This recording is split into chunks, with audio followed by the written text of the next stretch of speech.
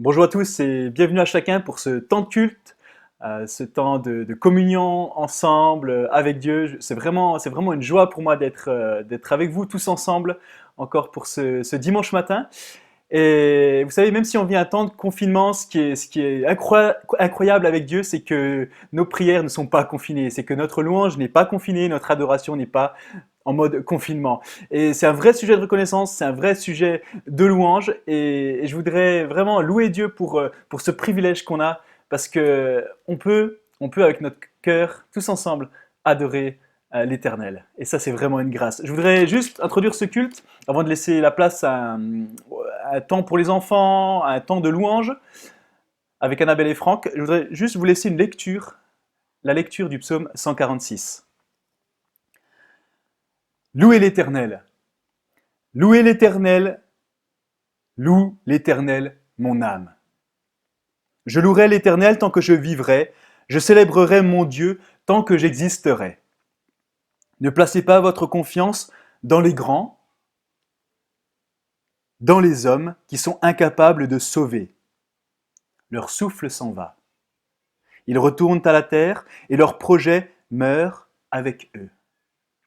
Heureux celui qui a pour secours le Dieu de Jacob, qui met son espoir en l'Éternel, son Dieu. Il a fait le ciel et la terre, la mer et tout ce qui s'y trouve. Il protège éternellement la vérité, il fait droit aux opprimés, il donne du pain aux affamés. L'Éternel délivre les prisonniers. Amen. L'Éternel ouvre les yeux des aveugles, l'Éternel redresse ceux qui sont courbés. L'Éternel aime les justes. L'Éternel protège les étrangers, il soutient l'orphelin et la veuve. Mais il fait dévier la voie des méchants. L'Éternel règne éternellement. Il est ton Dieu, Sion, de génération en génération. Louez l'Éternel.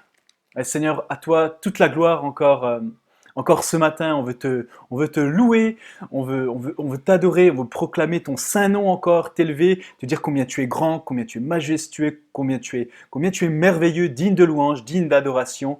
Et à toi seul soit la gloire encore ce matin. Béni sois-tu, mon Dieu. Inspire-nous, inspire nos cœurs de manière profonde encore, s'il te plaît. Dans le nom de Jésus, Amen. Voilà, je laisse place à un temps pour les enfants, suivi d'un temps de louange avec Annabelle et Franck. Jésus raconte une histoire. Celui qui écoute toutes ses paroles et m'obéit, celui-là ressemble à un sage. Le sage construit sa maison sur de la pierre. La pluie tombe, les rivières débordent, les vents soufflent et se jettent contre la maison. La maison ne tombe pas parce qu'on a posé ses fondations sur de la pierre. Le sage sur le roc a bâti sa maison. Le sage sur le roc a bâti sa maison. Le sage sur le roc a bâti sa maison. Et la tempête arriva. Le vent souffla et la pluie tomba. Le vent souffla et la pluie tomba. Le vent souffla et la pluie tomba. Et la maison résista. Mais celui qui écoute mes paroles et ne fait pas ce que je dis, celui-là ressemble à quelqu'un de stupide. Celui qui est stupide construit sa maison sur le sable. La pluie tombe, les rivières débordent, les vents soufflent et frappent la maison. La maison est complètement détruite. Le fou sur le sable a bâti sa maison. Le fou sur le sable a bâti sa maison. Le fou sur le sable a bâti sa maison. Et la tempête arriva. Le vent souffla et la pluie tomba. Le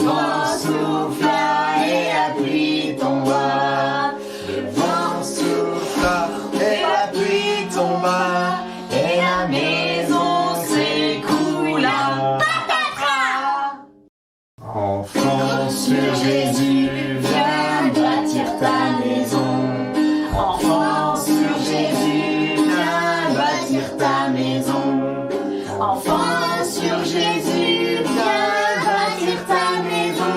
Et la tempête arrivera.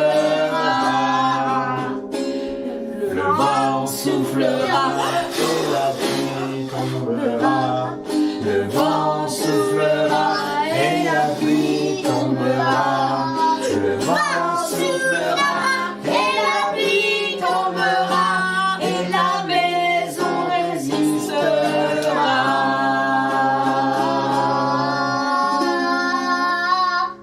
Bonjour à tous. Bonjour. Alors on est vraiment dans la joie de passer ce temps de louange avec vous ce matin. Et on voudrait vraiment mettre Jésus au centre de ce temps de louange. Le texte que je voudrais vous partager ce matin, on le trouve dans l'épître de Paul aux Philippiens, au chapitre 4 et au verset 4. Et il dit ceci: « Réjouissez-vous toujours dans le Seigneur. Je le répète, réjouissez-vous. » Alors ce texte n'est pas juste une invitation, ça ressemble vraiment à un commandement. Alors je ne sais pas vous, mais moi, quand tout va bien, j'ai aucun problème pour me réjouir. Dans les temps d'épreuve, je dois bien confesser que c'est beaucoup plus compliqué. Et du coup, j'ai regardé de plus près comment réussir à se réjouir dans les temps difficiles. Premièrement, en regardant à Jésus. À ce Jésus qui est Seigneur, sorti du tombeau, vainqueur. Deuxièmement, en portant toute mon attention non pas sur les circonstances, mais comme nous y invite le texte d'Hébreux 11, au verset 1, en plaçant ma confiance dans les choses que j'espère, dans ce que je ne vois pas par les yeux, mais seulement par l'esprit. Et troisièmement, en proclamant que rien ne m'empêchera de louer mon Dieu, qui est au contrôle de tout. Car j'ai l'assurance que ni la mort, ni la vie, ni les anges, ni les dominations, ni les choses présentes, ni les choses à venir, ni les puissances, ni la hauteur, ni la profondeur, ni aucune autre créature ne pourra nous séparer de l'amour de Dieu manifesté en Jésus-Christ, notre Seigneur. Alors on vous invite à chanter avec nous et à célébrer Jésus-Christ, Seigneur de nos vies et des circonstances, à accueillir Jésus et à lever nos yeux vers lui, à proclamer à notre âme de bénir notre Dieu, quoi qu'il se passe, et en s'attachant toujours plus à Jésus, notre ancre et notre voile. Le premier chant, c'est un vieux chant. Pas si vieux, il a mon âge. Et pour se simplifier un petit peu la vie, tout le morceau est passé en 4 temps. Cela demandera un petit temps d'adaptation pour ceux qui ont l'habitude de la version traditionnelle. De son trône de clarté, de son ciel de pureté, Jésus-Christ est descendu jusqu'à nous, pécheurs perdus. De toujours, il est Dieu, roi de la terre et des cieux. Mais ça dépouillant de tout, Jésus va mourir pour nous. Jésus-Christ est Seigneur. Il est sorti du tombeau, il est Seigneur. Tout genou fléchira, toute langue confessera que Jésus est Seigneur. Il était l'éternel roi, mais renonçant à ses droits, en simple homme, en serviteur, Jésus vint vers nos pécheurs. Bien que fit, Jésus a pris par les choses qu'il souffrit jusqu'à la mort de la croix. L'obéissance à la foi. Jésus-Christ est Seigneur. Il est sorti du tombeau. Il est Seigneur. Tout genou fléchira, toute langue confessera que Jésus est Seigneur. Jésus s'est humilié, aussi Dieu l'a couronné. Dans le ciel, l'affectateur, sur son trône en tout pouvoir, afin qu'au nom de Jésus, tout genou soit abattu, et que dans tout l'univers résonne un puissant concert. Jésus-Christ est Seigneur. Il est sorti du tombeau.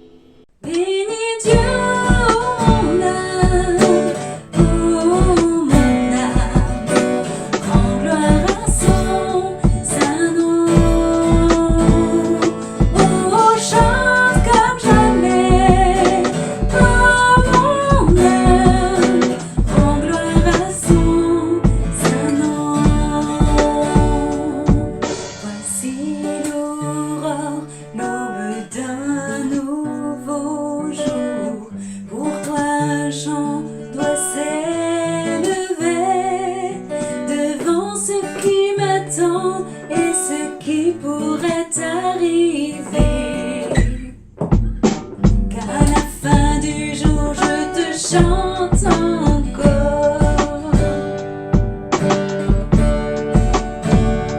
Bénis Dieu, oh mon âme, oh mon âme, rends gloire à son saint nom.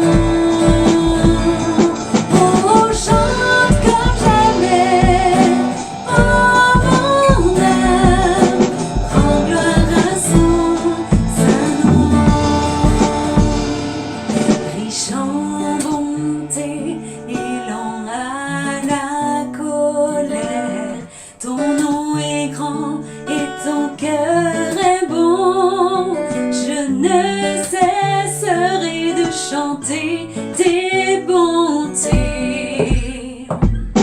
J'ai des milliers de raisons pour louer.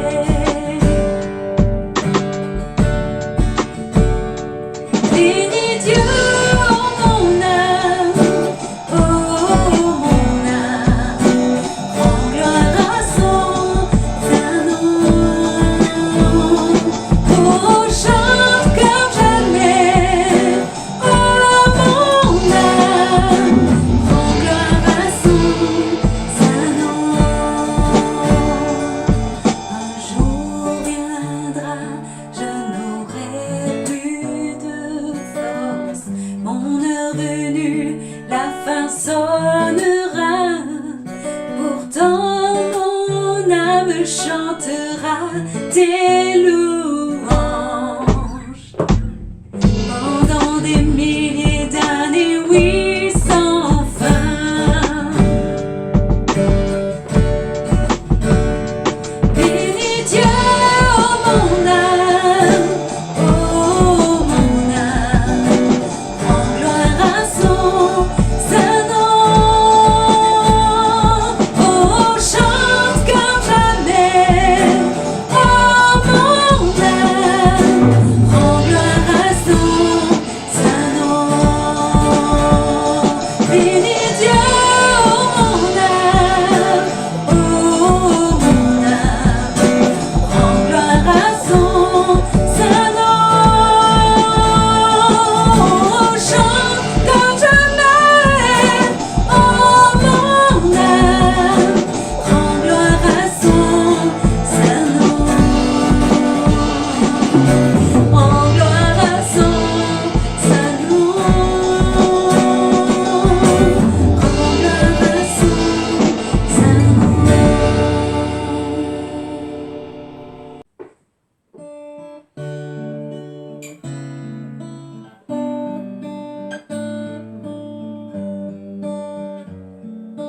Oui, mon âme bénit l'Éternel, bénis-le sans fin. Seigneur, sois mon ancre, sois ma voile.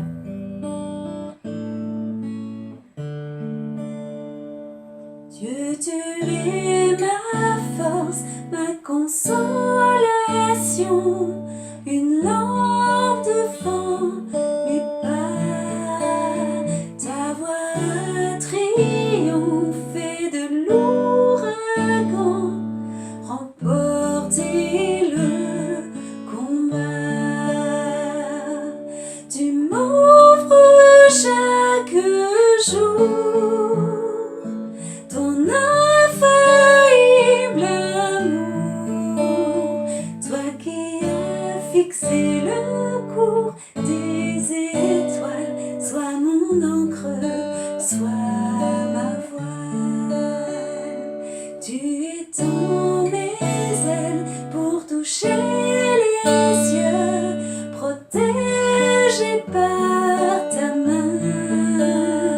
Ta grâce m'appelle à lever les yeux et suivre ton chemin. Tu m'offres chaque jour ton infaillible amour, toi qui as fixé le cours des étoiles, sois mon encre, sois ma voile. miséricorde coule de la croix, ton sang m'a racheté. Tout ce que je suis me vient de toi, sans fin je te louerai. Tu m'offres chaque jour ton infaillible amour, toi qui as fixé le cours des étoiles, sois mon encre, sois ma voile. Il y a quelque temps, j'étais à la poste et j'étais en train de procéder à des affranchissements à une machine automatique. Et j'ai surpris une conversation entre un jeune homme et un personnel au guichet. Et le jeune homme semblait vouloir réaliser une opération bancaire, mais il ne possédait pas de justificatif d'identité pour réaliser l'opération. Alors vous avez le guichetier qui lui a poliment signifié que l'opération n'était pas possible.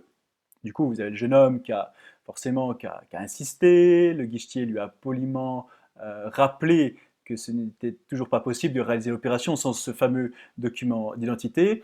Entre-temps, un collègue a reconnu le jeune homme qui avait déjà essayé de réaliser la même opération, toujours sans ce document, le matin même. Et face à ces multiples refus, face à ces murs successifs, le jeune homme, tournant les talons, est parti en insultant copieusement le guichetier et l'ensemble du personnel de la poste. Vous savez, il y a des virus tout aussi sournois que celui qui nous confine actuellement. Et c'est le virus de l'amertume. Celui-ci, montant progressivement au cours de la journée, avait fini par s'emparer complètement du jeune homme qui a laissé éclater sa colère sur le personnel de l'office. Et nous sommes dans des temps de confinement où les gens sont à cran, où on peut se heurter à des murs comme ce jeune homme s'est heurté. Mais peut-être que pour certains d'entre nous, on avait des murs avant ce confinement devant nous.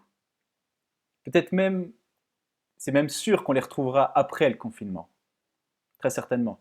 Alors la question qui va nous intéresser ce matin, c'est comment affronter ces murs sans se laisser submerger par le virus de l'amertume. Alors on va prendre un texte dans Exode chapitre 15 au verset 22. Alors ce texte parle du peuple d'Israël qui a fait face à des murs et qui s'est laissé progressivement infecté par le virus de l'amertume. On va prendre ensemble dans la Bible, Exode chapitre 15 au verset 22. Moïse fit partir Israël de la mer Rouge. Ils prirent la direction du désert de Chour, et après 3 journées de marche, dans le désert, ils ne trouvèrent point d'eau. Un premier mur. Alors, quelques éléments juste de contexte pour bien comprendre le passage. Vous avez le peuple d'Israël qui s'est échappé de l'esclavage de Pharaon. Dieu les a rendus libres. Dieu établit Moïse pour les diriger, pour les guider et obtenir la victoire qu'ils ont eue. Ils ont ramassé leurs affaires, ils sont partis en direction de la mer Rouge. Et là, près de la mer Rouge, ils regardent par-dessus leur épaule et qu'est-ce qu'ils voient? Ils voient l'armée du Pharaon qui arrive pour les attraper, les capturer et les réduire à nouveau en esclavage. Et ensuite, vous avez Moïse qui étend son bras avec son bâton, l'eau qui s'ouvre en deux pour permettre un chemin de se faire, et les enfants d'Israël traversent cette mer Rouge. Et ces murs d'eau pour aller où? Une terre sèche. Dieu il fit 2 miracles pour eux. D'accord? Premièrement, enlever la mer, ce qui est en soi un événement assez surnaturel, le fait de partager en deux la mer Rouge. Et numéro 2, Dieu fait en sorte que le sol qui était mouillé devienne sec et donc praticable pour traverser. Et le peuple d'Israël marche sur ce sol sec pour traverser. Ensuite, il fit un 3e miracle. Dès que le peuple d'Israël avait atteint l'autre rive, vous avez l'armée du Pharaon qui décida de poursuivre les enfants d'Israël. Donc ils s'engouffrent dans ce chemin au milieu de cette mer Rouge ouverte, et la Bible dit que la mer Rouge, Dieu fit refermer la mer Rouge sur l'oppresseur, le Pharaon et son armée. Et les enfants d'Israël ont été libérés définitivement de cet oppresseur. Dieu a opéré des miracles incroyables pour le peuple d'Israël, pour les protéger, pour les rendre libres. Mais juste après ce miracle, ils rencontrèrent une nouvelle épreuve, un nouveau mur. Et j'aimerais savoir qui d'entre vous a déjà vu l'intervention spectaculaire de Dieu et juste après s'est pris un mur. Qui a déjà expérimenté l'action surnaturelle de Dieu, l'action miraculeuse de Dieu dans sa vie, puis a subi les assauts de la vie ou du diable, créant des obstacles, des murs. Les enfants d'Israël ont traversé de manière spectaculaire la mer Rouge et ils arrivent à un endroit, au verset 22, le désert de Chour. Et Chour en hébreu, ça veut dire mur, et ils se sont heurtés littéralement à un mur. Et certains d'entre nous ce matin, peut-être qu'on est comme le peuple d'Israël face à un mur. On essaye de l'escalader, on essaye de le contourner, on essaye de l'escalader, on essaye de passer en dessous, en creusant un tunnel, mais il est toujours là. Vous essayez d'avoir un travail, vous essayez d'avoir une promotion, mais vous heurtez à un mur. Vous essayez d'avancer dans la vie, mais vous vous heurtez à un mur. La vie ne va pas comme vous voulez. Peut-être aussi que le diable veut vous frustrer, tout simplement, et vous inquiéter. En tout cas, lui, le peuple d'Israël, il a un gros problème. Il tourne en rond dans ce désert. Et plusieurs fois sans trouver d'eau. Pendant 3 jours, et c'est un gros souci, parce que sans eau, vous le savez, ils vont vers une mort certaine. Et pour couronner le tout, le texte dit qu'ensuite, au verset 23, ils arrivèrent à Mara. Mais ils ne purent pas boire l'eau de Mara, parce qu'elle était amère. C'est pourquoi ce lieu fut appelé Mara. C'est ce qu'on peut lire au verset 23. Et maintenant, ils ont vraiment une accumulation de problèmes. Ils sortaient au mur de Chour, où ils ne trouvent pas d'eau durant 3 jours. Et finalement, quand ils pensaient enfin avoir trouvé de l'eau, eh ben, nouveau mur. Ils arrivent à Mara, et ce qu'ils avaient trouvé en fait à Mara, c'était de l'eau imbuvable. C'est écrit de l'eau amère. Et il y en a certains d'entre nous, ce matin, on est comme les enfants d'Israël peut-être qu'on s'est présenté devant des eaux qui se sont révélées être amères. Tu es arrivé dans un endroit où la vie ne t'a pas traité correctement, peut-être. Où des gens t'ont rendu triste, furieux, en colère. Des gens t'ont contrarié. Tu pensais agir de la bonne manière, mais on t'a traité de manière injuste. On t'a traité mal. Tu as prié pour des réponses, mais tu reviens avec des questions. Tu as espéré être délivré de vieux démons, mais ils reviennent. Tu pensais évoluer professionnellement, mais on a donné la promotion, on a donné le job à un autre. Tu regardais d'un certain côté, espérant aller dans une certaine direction, mais finalement tu t'es retrouvé à l'opposé, dans une autre direction. Et certains d'entre nous, on est peut-être comme le peuple d'Israël au bord de ces eaux amères de Mara. Et comme le peuple d'Israël, on est là devant ces eaux, on ne devrait pas la boire. Mais on boit finalement cette eau amère. Et certains d'entre nous, on ne se contente pas de boire cette eau amère, on sort une gourde, on la plonge dans l'eau amère de Mara, on la remplit, on la raccroche à notre ceinture, et comme ça, à chaque opportunité, on boit une gorgée de cette eau amère. Pensez à quelqu'un qui vous a blessé, pensez à quelqu'un qui s'est mal comporté avec vous, qui vous a menti, et vous êtes en train de vous dire pourquoi il m'a fait ça, pourquoi je traverse ceci, pourquoi il m'arrive ceci ou cela, qu'est-ce que je fais, qu'est-ce qui se passe? Mes amis, la vie est un chemin de gestion des circonstances amères. Ça fait partie de la vie, ça vient comme ça, vous n'avez pas besoin de demander l'amertume, vous n'avez pas besoin de la convoquer, de la chercher, de la commander, de vous connecter à elle, non. Parce que l'amertume, elle trouvera le chemin jusqu'à chez vous. Non invitée, non requise, l'amertume, elle trouvera le chemin jusqu'à votre foyer, jusque dans votre cœur, jusque dans vos pensées. Et le problème, c'est que certains d'entre nous, on a laissé cette amertume s'installer chez nous. Et cette dernière, elle prend plaisir à se répandre. En Hébreu, chapitre 12, verset 15, on peut voir par quel processus l'amertume se déverse dans nos vies. Je vais lire le passage en question. Veillez à ce que personne ne passe à côté de la grâce de Dieu, qu'aucune racine d'amertume ne pousse et ne cause du trouble en empoisonnant plusieurs d'entre vous. Il y a un mot qui est intéressant dans ce passage, c'est le mot poussant. Ça vient du grec fouo. Et ce mot, il décrit une petite plante qui est en train de germer. Et c'est pas encore une grande plante, mais c'est un petit germe qui vient de sortir, qui vient jeter un petit coup d'œil à l'extérieur. Et ce qui implique, c'est une semence cachée dans le sol et qui est en train de débuter sa nouvelle vie, sa croissance. Et cette image, elle est intéressante parce qu'elle nous montre que l'amertume, elle ne nous submerge pas d'un coup comme ça. Non, au lieu de ça, ça grandit. Un petit peu par-ci, un petit peu par-là, jusqu'à ce que ça devienne une grande et horrible plantation qui vient empoisonner toute notre vie. Et pour certains d'entre nous, que l'on boit de l'eau amère en ce moment. Est-ce que peut-être quelqu'un qui t'a énervé, quelqu'un qui t'a contrarié, quelqu'un qui t'a fait du mal? Qu'est-ce qui se passe? Qu'est-ce qui se passe finalement quand on devient amer? L'amertume, ce n'est pas une bonne chose parce qu'elle apporte son lot de drame, elle apporte son lot de peine et de souffrance. Et, et si on reprend ce passage de Hébreux chapitre 12, versets 14 à 15, il est dit que si on n'arrête pas l'amertume, elle risque de nous troubler. Et le mot troubler vient du grec enokléo, qui veut dire excité, dérangé, contrarié, ennuyé.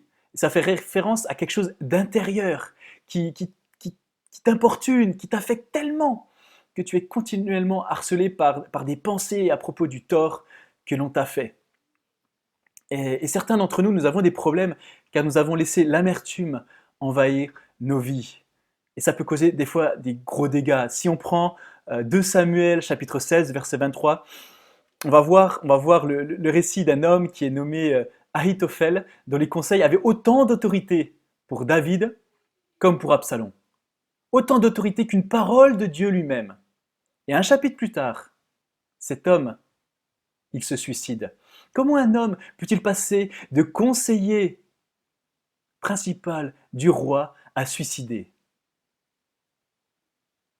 Comment? Parce qu'il est devenu amer. En fait, son chef, Absalom, n'a pas écouté ses conseils. Et Ahitophel, il est devenu amer à cause de cette frustration.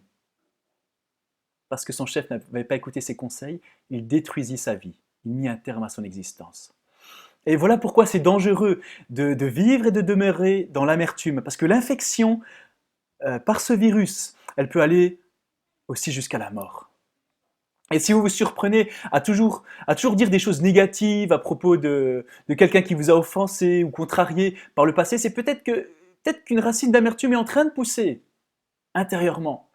Et l'amertume, c'est une chose dangereuse, je l'ai souligné. Tu ne pourras jamais avancer, mon ami, ce matin. Si tu restes bloqué, en train de ressasser continuellement le mal qu'on t'a fait. Tu sais, c'est un peu comme si tu te repassais continuellement un générique de film dans ta tête. Et tu sais, le générique de fin avec les noms qui défilent, les noms de tous ceux qui t'ont fait du mal, qui t'ont contrarié. Tu sais, ces noms écrits en blanc sur fond noir à la fin du film. Réalisateur, Monsieur Dupont, assistant de réalisation, Madame Martin, chargé de production, Mademoiselle Dubois, etc. Je balance personne, hein. Toute ressemblance avec des personnages existants ou ayant existé n'est que coïncidence fortuite. Ok? D'accord? Mais des fois, on a ce générique qui défile dans nos têtes. On a ces noms, les noms de ceux qui nous ont fait du mal, avec les torts qu'ils nous ont fait. Et on se repasse ce générique dans notre tête, sans fin, quoi, sans fin. Gère cette situation, arrête le générique. C'est comme le peuple d'Israël, il avait très certainement ce générique, ce mauvais générique de fin de film dans sa tête avec le nom de tous les auteurs de leur malheur, le nom de toutes les catastrophes, de tous les murs qui défilaient sans cesse. Et leur souffrance était comme gravée derrière leurs paupières en fait. Et à chaque fois qu'ils devaient fermer les yeux, ils devaient revoir toutes leurs galères en se lamentant sur leur sort. Arrête ce générique. Comment faire? Alors regardons comment a procédé Moïse avec le peuple d'Israël qui s'était heurté à ce mur dans le désert de Chour, ce mur sans eau, à ces eaux amères de Mara. Comment Moïse a géré la situation? C'est intéressant de voir.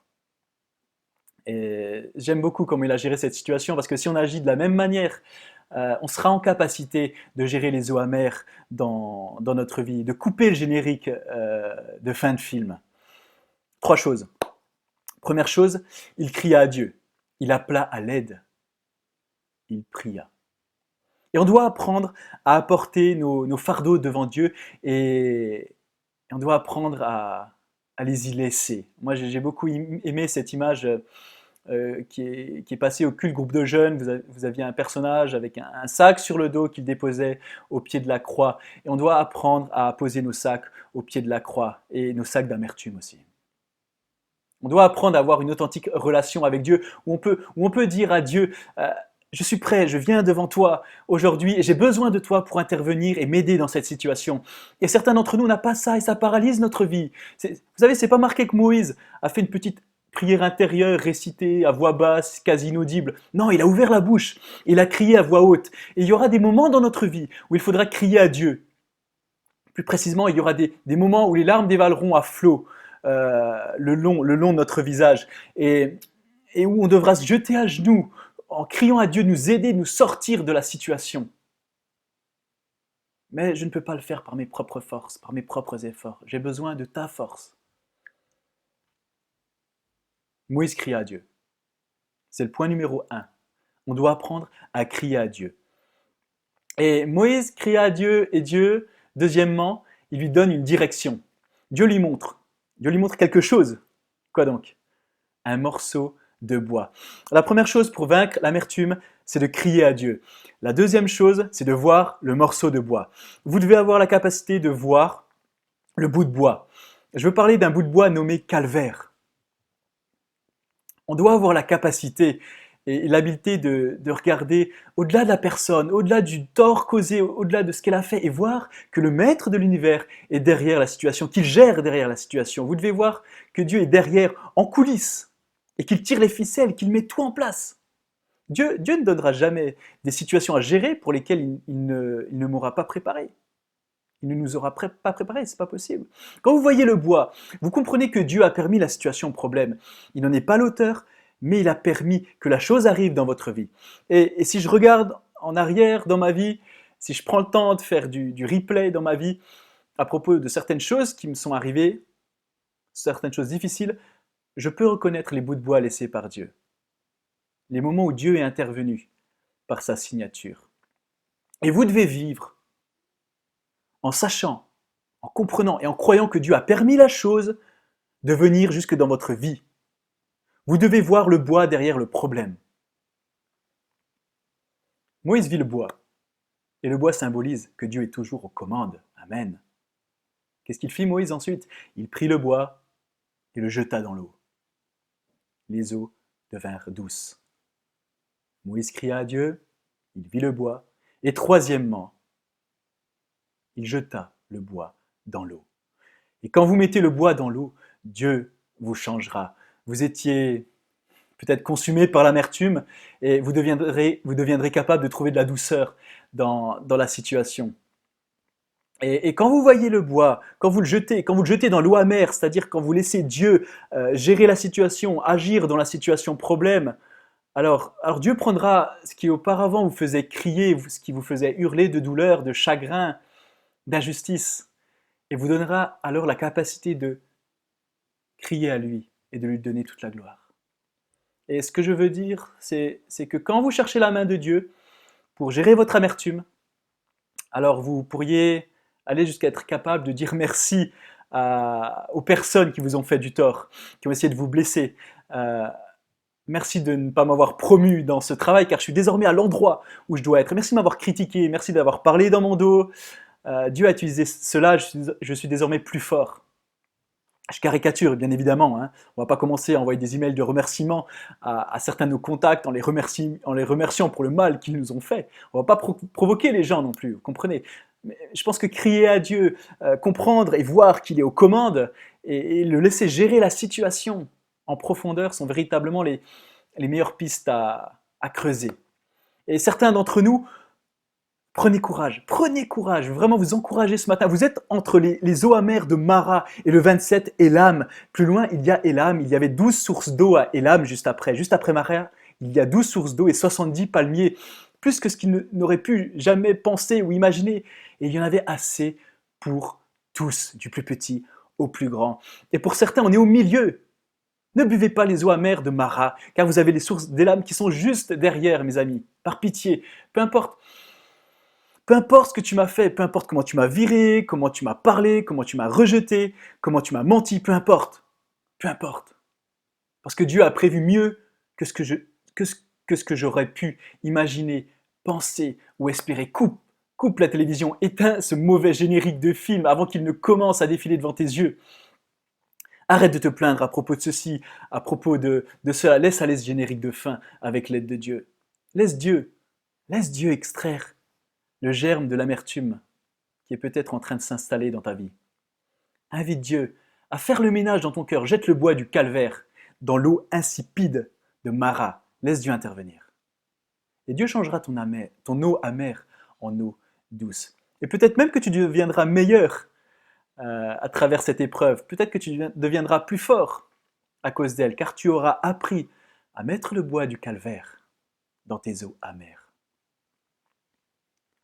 Et nous devons apprendre, tous, à regarder au-delà de la situation et voir que Dieu l'a permise peut-être pour nous faire comprendre des choses, nous faire grandir, nous permettre de nous rapprocher peut-être de manière plus intime auprès de lui.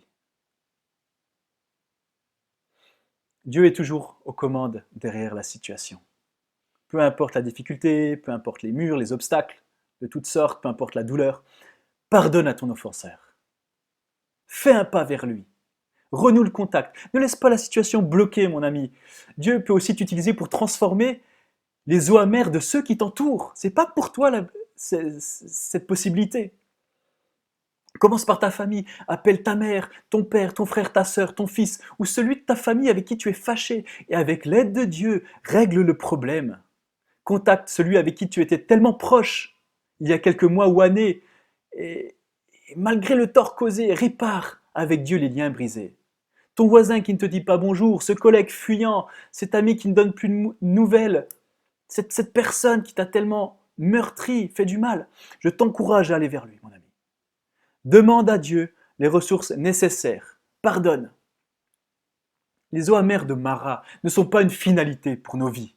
Et l'âme est juste derrière, pour toi et pour eux aussi.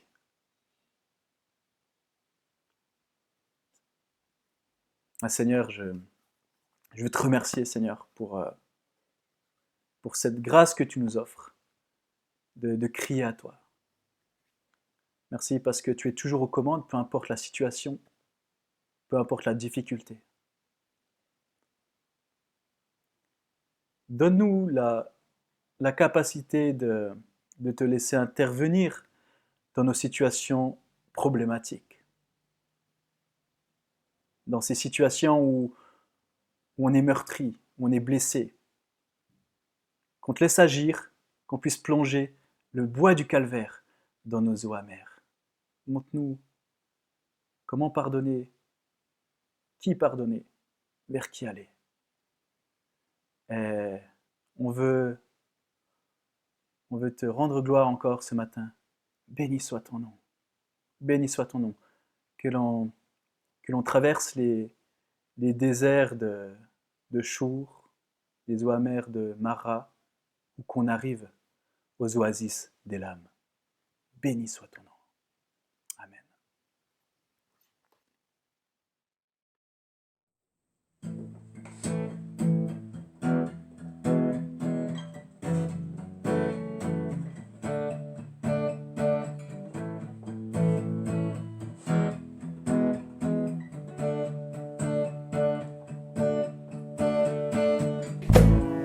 Béni soit ton nom, où tu donnes la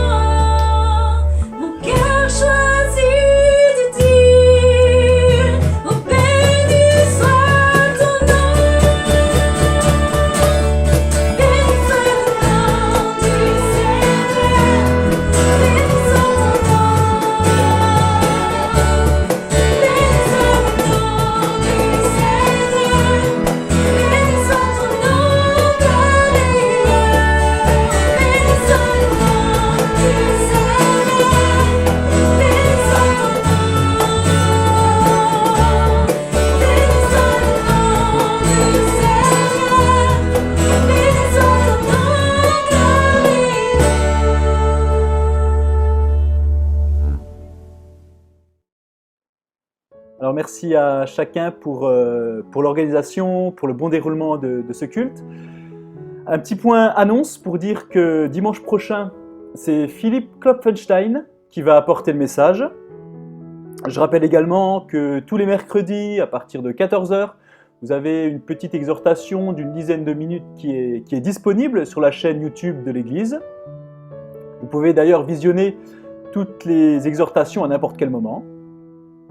Sinon, jeudi soir, on a une soirée de prière et jeûne en live par Internet.